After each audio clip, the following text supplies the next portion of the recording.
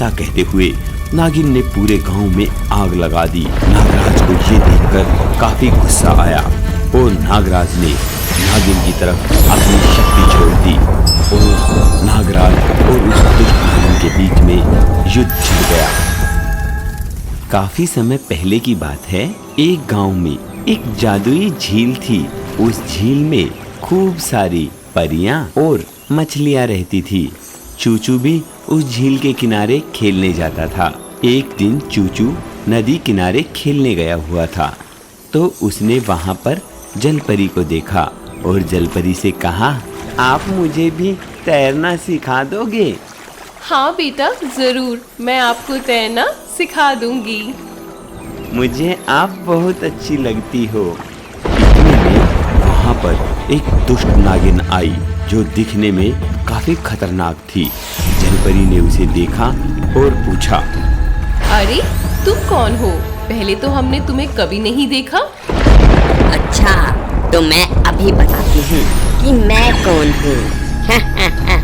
ऐसा कहते हुए उस दुष्ट नागिन ने झील किनारे एक जाल बना दिया और उसके अंदर सारी जलपरियों को डाल दिया और एक जाल के अंदर सभी मछलियों को कैद कर लिया। ये सब देखकर चूचू वहाँ से भाग गया। इधर, हमें इस जाल से बाहर निकाल दो, हम बिन पानी के मर जाएंगे। देखा जलपरियों, अब तुम्हारी सारी शक्ति मेरी है। जैसे जैसे तुम मरोगी मेरी शक्तियाँ बढ़ती जाएंगी और मैं यहाँ पर मंत्र जाप करके अपनी शक्तियों को और बढ़ा लूंगी और पृथ्वी लोक पर आए अपने नागराज से अपनी उस नागमणि को वापस लेकर जाऊंगी। ऐसा कहते हुए वो दुष्ट नागिन वहीं पर मंत्र जाप करने लगी। ब्रह्मांड की सारी शक्तियाँ मेरे पास आ जाएं, स्वाहा। ब्रह्मांड की सारी शक्तियाँ मेरे ही पास आ जाएं, स्वाहा। दुष्ट नागिन की तपस्या के कारण सारे ब्रह्मांड की शक्तियाँ दुष्ट नागिन के पास आ चुकी थी। अब दुष्ट नागिन काफी शक्तिशाली हो चुकी थी।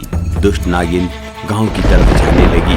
तभी गांव के बाबा ने देखा कि दुष्ट नागिन उधर आ रही है तो बाबा ने नागराज को बुला लिया। नागराज पृथ्वीलोक पर उस गांव में आ गए।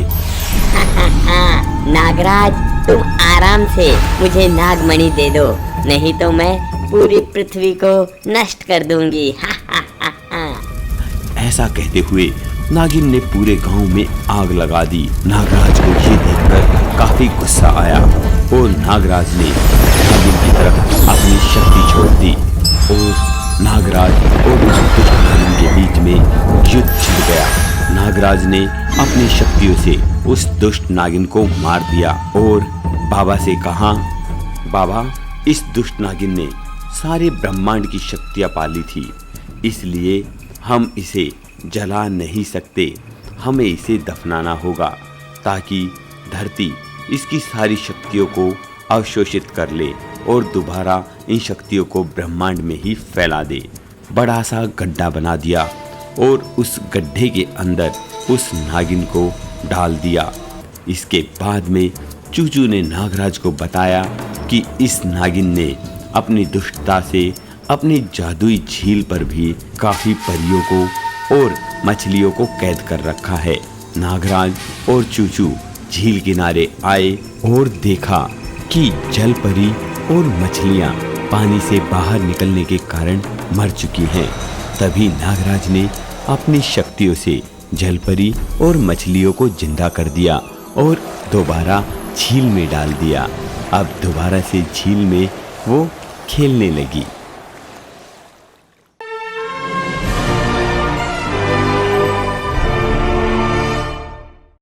काफी समय पहले की बात है। नागलोक में नाग और नागिन दोनों आराम कर रहे थे। तभी नाग ने कहा, हे नागिन, देखो धरती लोक ने हमें कितना कुछ दिया है, हमारे लिए कितना कुछ किया है। अब हमें भी धरती लोक के लिए कुछ करना चाहिए। हाँ, ठीक कहते हो स्वामी, हमें भी धरती लोक के लिए कुछ करना चाहिए। हम ऐसा करते हैं कि हमारे नागलोक के जो जादुई पेड़ हैं उन्हें धरती लोक पे लगा देते हैं। ठीक कहती हो देवी, ये पेड़ उन्हें धन दौलत भी देंगे और साथ ही खाने की चीजें भी देंगे। बिल्कुल सही कहते हो स्वामी। उधर दूसरी तरफ धरती लोक पर रामू के घर उसकी पत्नी कढ़ाई में पत्थरों को डालकर उन्हें उबाल रही थी। तभी रामू घर पे आता है और कहता है, अरे भाग्यवान, क्या बना रही हो? घर में तो खाने का एक दाना तक नहीं है, फिर तुमने आज ये चूल्हे पर कढ़ाई कैसे चढ़ा रखी है?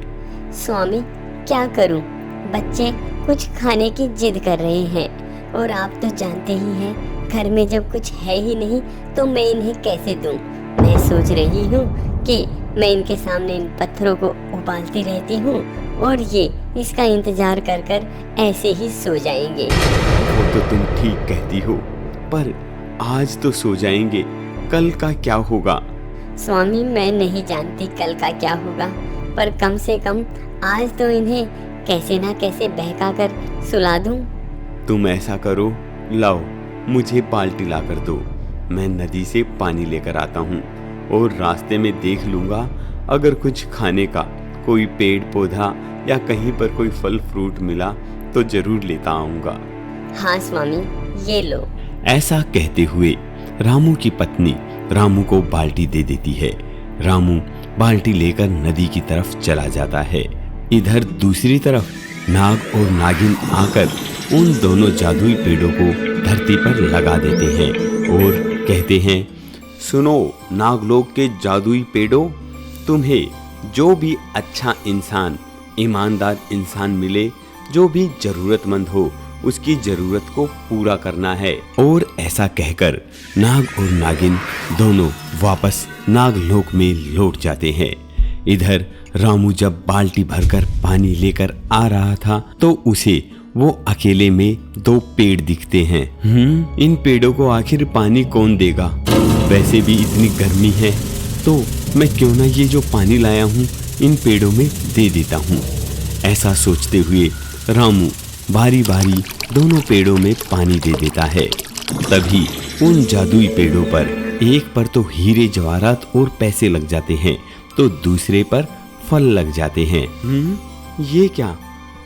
पेड़ पर पैसे और हीरे जवाहरात और ये इतने सारे फल एक बार के पानी देने पर, ये कोई मायावी पेड़ तो नहीं है? तभी पेड़ों के अंदर से आवाज आती है, नहीं रामू, हम मायावी पेड़ नहीं हैं, हम जादुई पेड़ हैं और हम तुम्हारा भला करने के लिए आए हैं। तुम इतने अच्छे इंसान हो, तुमने हमें पानी दिया तो हमने सोचा हम भी तुम्हें कुछ दे देते हैं, जो तुम्हारा दिल चाहे वो ले लो। तभी रामू एक पेड़ पर से थोड़े से पैसे तोड़ लेता है तो दूसरे पेड़ से एक दो फल ले लेता है। तभी पेड़ के अंदर से फिर से आवाज आती है, रामू तुम जितना चाहो उतना ले सकते हो, हम तुम्हें मना नहीं करेंगे।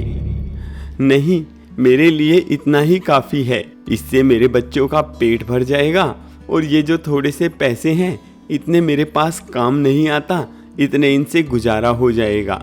उसके बाद मेरे पास काम आने लगेगा तो मैं अपना गुजारा खुद कर लूंगा।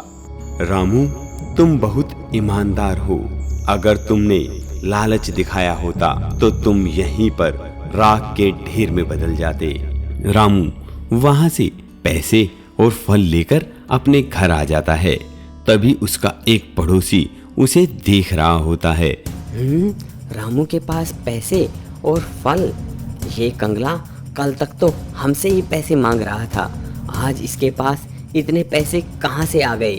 ऐसा सोचते हुए उसके पड़ोसी अपने 3-4 साथियों के साथ में आकर और उसके घर पर हमला बोल देता है। वो डंडों के साथ होते हैं तो रामू डर जाता है और वो रामू से कहते हैं, ओ कंगले, हमें भी बता, कहाँ से लेकर आया है इतने पैसे? क्या तूने किसी के घर में चोरी की है?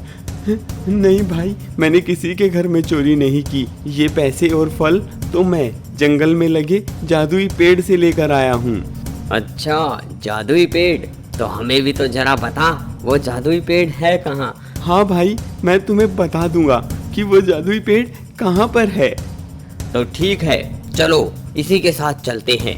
ऐसा कहते हुए वो चारों रामू के साथ जंगल में उन जादुई पेड़ों के पास पहुंच जाते हैं। उन्हें उन पेड़ों पर कुछ भी दिखाई नहीं देता। तभी रामू उन पेड़ों से प्रार्थना करता है, हे जादुई पेड़, ये मेरे पड़ोसी हैं और मुझे चोर बता रहे हैं। तुम एक बार इन्हें अपना असली स्वरूप दिखा दो, जैसे तुमने मुझे दिखाया था। ऐसा कहते ही एक तेज रोशनी के साथ उन दोनों पेड़ों पर पैसे और फल लग जाते हैं। रामू के पड़ोसी लालची तो थे ही, वो उन फलों को और पैसों को देखकर पेड़ों की तरफ भागने लग जाते हैं और खूब सारे पैसे और फल तोड़ने लग जाते हैं। तभी वो पेड़ उन सभी पड़ोसियों को राख के ढेर में बदल देता है। रामू ये देखकर डर जाता है। हे जादुई पेड़, तुमने ये क्या कर दिया? तुमने तो मेरे सारे पड़ोसियों को आग के ढेर में बदल दिया। रामू, ये लालची थे और मैंने तुम्हें पहले भी बताया था, हम जो लालच करता है उसे राख के ढेर में बदल देते हैं। तभी नागलोक से नाग और नागिन वहां पर आ जाते हैं। रामू नाग और नागिन से प्रार्थना करते हैं, हे नागलोक के देवताओं, नाग और नागिन, मेरे पड़ोसियों को ठीक कर दो। हाँ रामू, हम तुम्हारे पड़ोसियों को ठीक कर देंगे, पर हमें इसके साथ ही अपने इस जादुई पेड़ को वापस भी लेकर जाना पड़ेगा। ठीक है नाग देवता, आप इन जादुई पेड़ों को बेशक वापस ले जाओ, पर इनके बीवी बच्चे बेचारे इनके बिना कैसे रह पाएंगे? मेरे इन पड़ोसियों को ठीक कर दो। ऐसा कहते हुए नाग और नागिन दोनों पेड़ों को वापस ले जाते हैं और रामू के पड़ोसियों को ठीक कर देते हैं। इसीलिए तो कहते हैं दोस्तों, कुछ लालची लोगों के कारण सही लोगों का भी जीवन अच्छे से नहीं चल पाता है। लालच बुरी बला है जो सिर्फ आपको नुकसान दे सकती है। इसलिए किसी प्रकार के लालच में ना पड़कर अपने जीवन को बिल्कुल अच्छे से व्यतीत करें।